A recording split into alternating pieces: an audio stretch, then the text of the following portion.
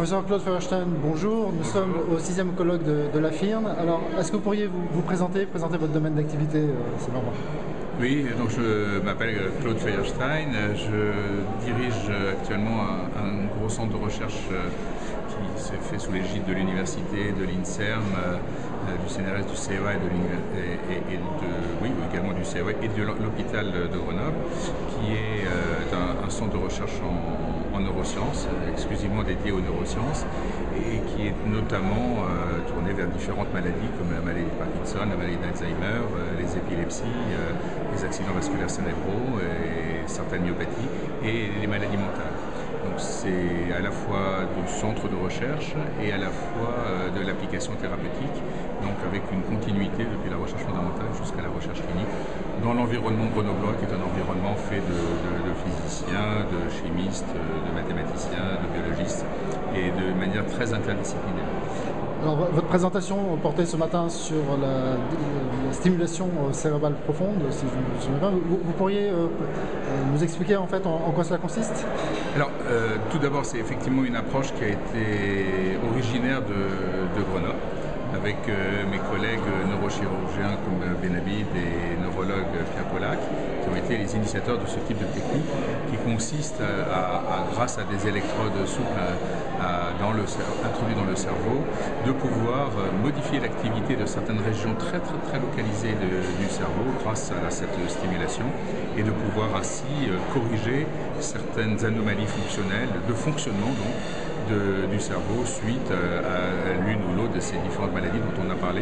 Et là aujourd'hui c'était très orienté sur la maladie de Parkinson, et puis les conséquences aussi psychiatriques au sens émotionnel, émotion, humeur, donc aussi bien les troubles obsessionnels compulsifs que l'éthique, que la dépression, et on a vu avec mon collègue de Jérusalem avec la schizophrénie également.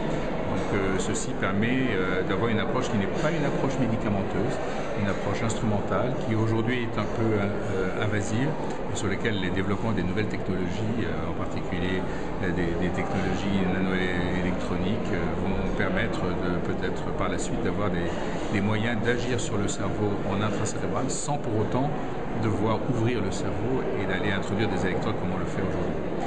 Votre intervention s'est faite en commun avec Raya Iberman de l'Université de Jérusalem. En quoi la collaboration entre les centres de recherche en France et en Israël est importante? Alors elle est importante pour différentes raisons. D'abord parce que nos amis israéliens sont excessivement performants. Ils sont excellents dans le domaine des neurosciences et dans pas mal de domaines en particulier. Que par ailleurs nos amis israéliens sont très souvent orientés vers le système anglo-saxon et le système américain pour différents aspects qui sont parfois liés à la politique, et qu'il n'y a aucune raison d'avoir une vision monomorphe de leurs relations internationales, et en particulier d'en avoir aussi avec la France et l'Europe, où on a un certain nombre de choses à dire.